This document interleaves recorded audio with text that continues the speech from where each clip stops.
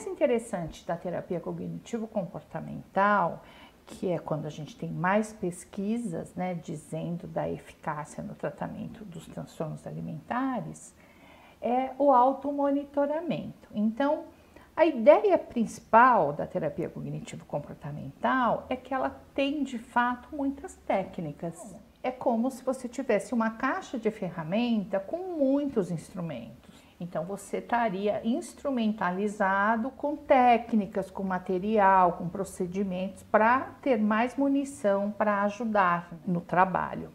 Então, o que faz o automonitoramento? A pessoa vai ter melhor percepção de si mesma, ganhar essa avaliação do que está acontecendo no mundo externo e do que está acontecendo no mundo interno. Por exemplo, se você pede para uma pessoa anotar as refeições num dia típico, geralmente são os dias da semana, né? Não o sábado e domingo, e que se essa pessoa anotasse o que ela come ao longo de um dia, não com teor nutricional, esse não é o objetivo.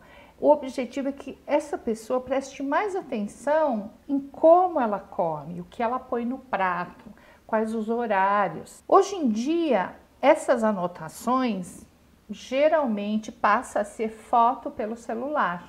Então é muito mais simples hoje, em vez de você ter aquele diário alimentar cheio de detalhes e tal, você ter fotos. Então, se você está em público, se você está com outras pessoas, você fotografa tudo que você come num dia, né?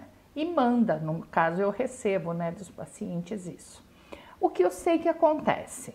Só o fato de você saber que você vai me mandar a foto, a pessoa vai prestar mais atenção no que ela põe no prato. Ou ela vai caprichar um pouco mais no que ela põe no prato, vai prestar mais atenção, mas a ideia é entender como essa pessoa se comporta ao longo de um dia, de 2 dias da semana, e para poder, a partir do que ela faz, entender por que ela faz e aí poder orientar. Não é dieta, não é acompanhamento nutricional, tá? Isso é dentro da terapia, entender de tantos comportamentos que uma pessoa faz ao longo do dia, de tantos pensamentos e emoções, o que está relacionado especificamente com o momento de comer.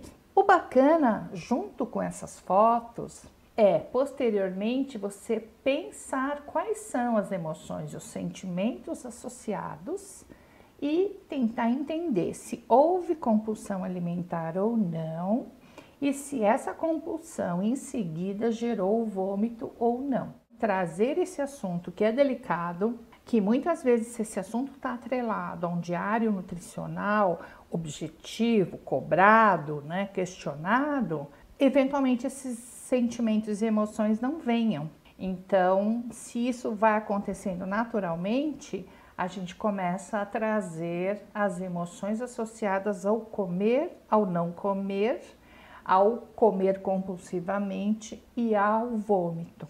Qual a intenção de fazer as anotações, tirar as fotos e trazer as emoções? É refletir exatamente sobre essa relação que existe entre as emoções que essa pessoa sente, as emoções que essa pessoa esconde, com o ato de comer, com as várias refeições ao longo do dia.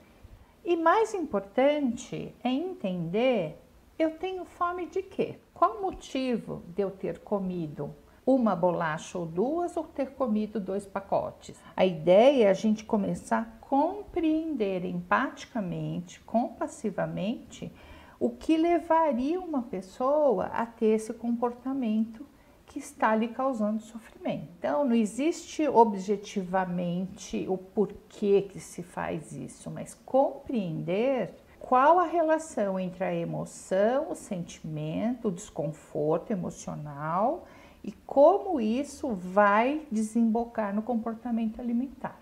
Que vazio eu tenho dentro de mim que eu não consigo preencher? Então, o que está aqui são, assim, falas e momentos de muitos anos, de muitos pacientes, né, que vão compondo esse arsenal de material que a gente vai trabalhando no dia a dia na terapia. Muitas vezes um volume absurdo, por exemplo, 3 potes de sorvete, não é suficiente para preencher. Mas preencher o quê? A fome ou um vazio emocional, né? Então, a ideia é trazer esses questionamentos e que prazer eu estou procurando na comida.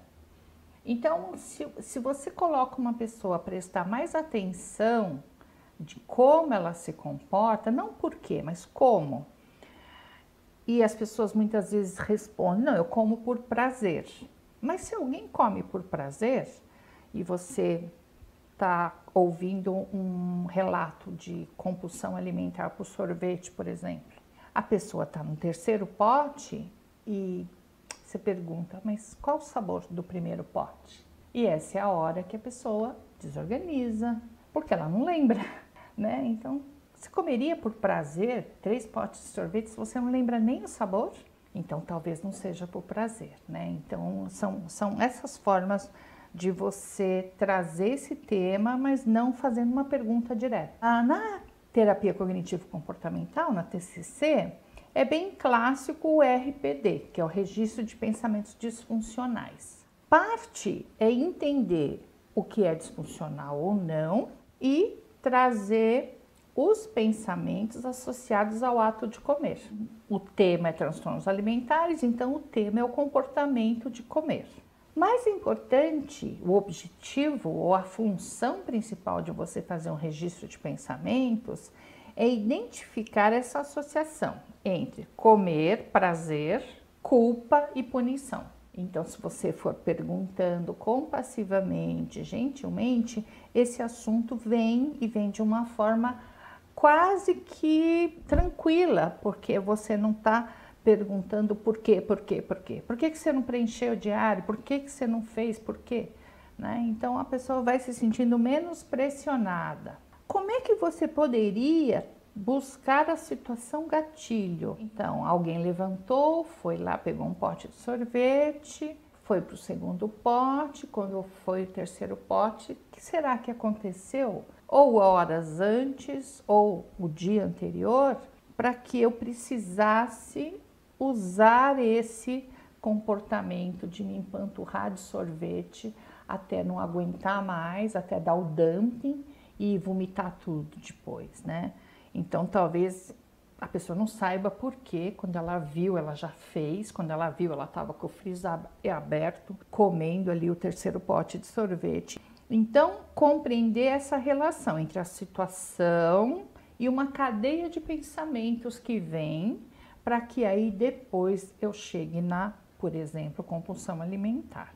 Quando eu registrar os pensamentos, e aí seria interessante mesmo ter um papel, ter um caderninho, ter um bloco, às vezes mensagem pelo WhatsApp tem o mesmo efeito, né? Esses alimentos que eu consumo em demasia, ou esses alimentos que eu desejo muito e que se tornam objeto de prazer, quais são as memórias afetivas associadas a ele? Então, geralmente tem uma associação afetiva com as suas escolhas alimentares ou até com a sua rejeição, né? Do porquê você não come certos alimentos. Talvez os dias típicos sejam mais difíceis de serem lembrados, porque a gente vive no automático e não presta muita atenção, mas datas familiares são interessantes da gente lembrar, porque tem comidas típicas associadas, né? Então, aniversário, almoço de Páscoa, Dia das Mães, Natal, né? O seu aniversário. Quando a gente tenta lembrar, né? Por exemplo, olha, o ano passado, como é que foi o Dia das Mães? E aí trazer essas memórias para a pessoa entender que significado tem aquela mesa farta, aqueles alimentos que estão lá. E aí a gente também chegaria no que são essas comidas preferidas, os alimentos preferidos e os odiados, né?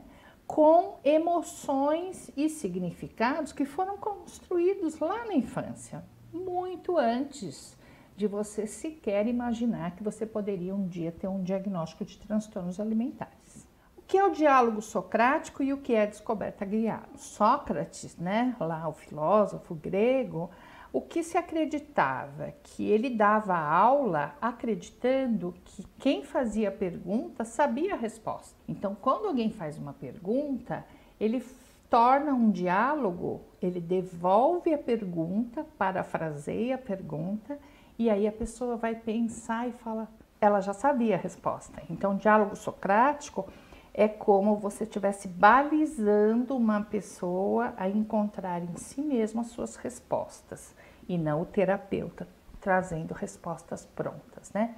Por isso, esse sentido do que é descoberta guiada. Então, você estaria guiando essa pessoa a descobrir as suas próprias respostas.